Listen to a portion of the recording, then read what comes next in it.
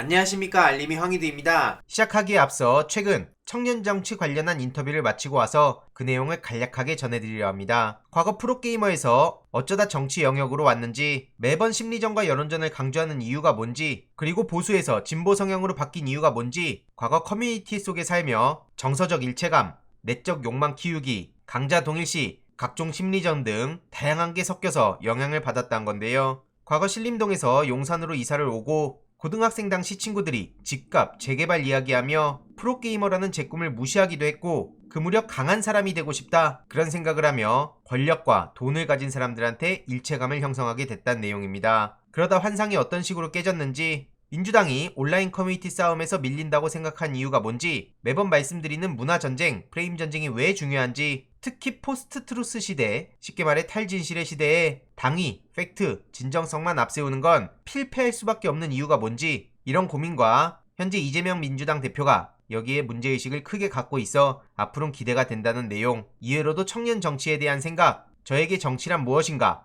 이런 내용들을 전했는데요. 문명화된 사회에선 상대를 말살시키자는 게 아니고 대화와 타협으로 서로 공존할 수 있다는 걸 보여주고, 동시에 약자들의 버팀목이 돼주는 게 굉장히 중요하다고 생각합니다. 가진 자들은 정치가 없어도 벼랑 끝에 몰릴 일이 없지만, 이번 태풍, 폭우 피해 등을 보더라도 결국 위기 상황에서 약자들이 가장 먼저 타격받지 않습니까? 그래서 이런 내용들과 디지털 시대의 민주주의를 막기 위해 앞으로 어떤 활동을 할 것인지, 현실 정치도 중요하지만 프레임 전쟁, 문화 전쟁은 현실 정치만으로는 부족하다, 이런 내용들을 전한 건데요. 보다 자세한 내용은 댓글로 링크를 고정해둘 예정이고 커뮤니티로도 올릴 예정이니 영상 시청 후에 시간 나시는 분들은 한번 읽어봐 주시길 부탁드립니다. 본격적인 주제인데요. 오늘 오전 속보로 권성동 씨의 입장이 떴죠. 최근 윤리위에서 권성동 징계 절차를 개시한다는 소식이 전해졌는데, 이에 대해서 성실하게 협조하고 소명하겠다, 이런 입장을 전한 겁니다. 그리고 정진석 비대위원장은 지난 5년의 실패를 되풀이할 생각 없다, 그러면서 문재인 정권을 또 비난하고 나섰는데요. 할 말이 저렇게도 없을까요?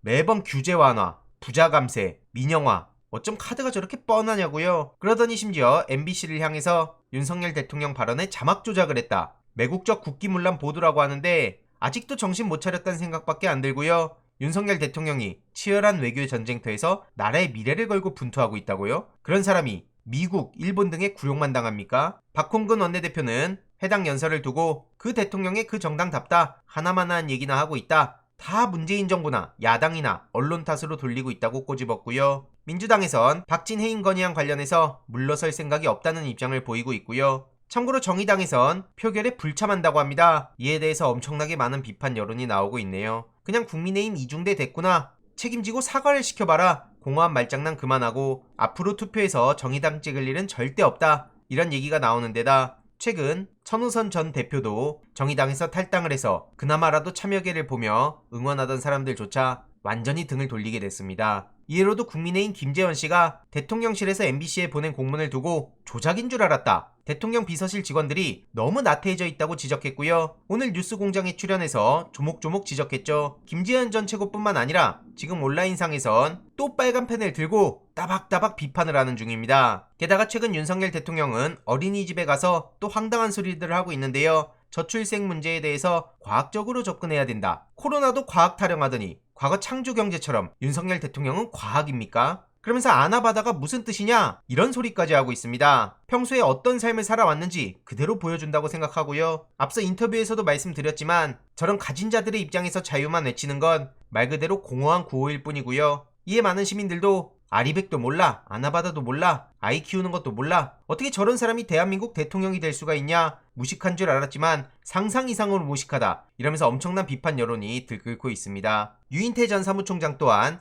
윤석열 대통령과 술 100번 마신 사람들도 왜 저러지? 한다는 이야기를 전했는데요. 지금 윤석열 대통령의 대응이 너무 참담하다는 거죠. 오죽하면 주위에 가까웠던 사람들조차 사람이 왜 저렇게 변했는지 모르겠다, 이런 얘기를 한다는데 원래 저런 사람 아니었습니까? 아무튼 주변인들도 등 돌리고 있다는 게 굉장히 중요하다고 보고요. 최근 김의겸 의원도 강하게 비판을 하고 나섰죠. 대통령이 욕설을 감춰주면 공정한 보도고 대통령 욕설을 보도하면 편파적 보도냐, 틀린 말 하나 없다 생각하고요. 오죽하면 고민정 최고위원은 윤석열 거짓말 대책위원장을 맡을 정도죠. 이런 대책위가 생긴다는 것 자체가 윤석열 대통령이 얼마나 황당한 행보를 보이고 있는지를 그대로 보여주는 거라 보고요. 정말 충격적인 건 해군에선 5년 만에 일본 해상자위대와 군사훈련을 재개한다는 소식이 전해졌습니다. 한국, 미국, 그리고 일본 해상자위대가 동해상에서 연합군사훈련을 하기로 했다는 건데요. 독도가 있는 동해라는 점에서 어마어마한 비판이 나오고 있습니다. 최근 안규백 의원이 이에 대한 내용을 전했는데 정말 참담할 따름이고요. 이해로도 카이 민영화 소식도 단독으로 전해졌죠. 카이 사장이 취임한 지 3일 만에 실제 전문가들 고위 임원 5명을 해고시켜서 이 또한 논란을 키우지 않았습니까?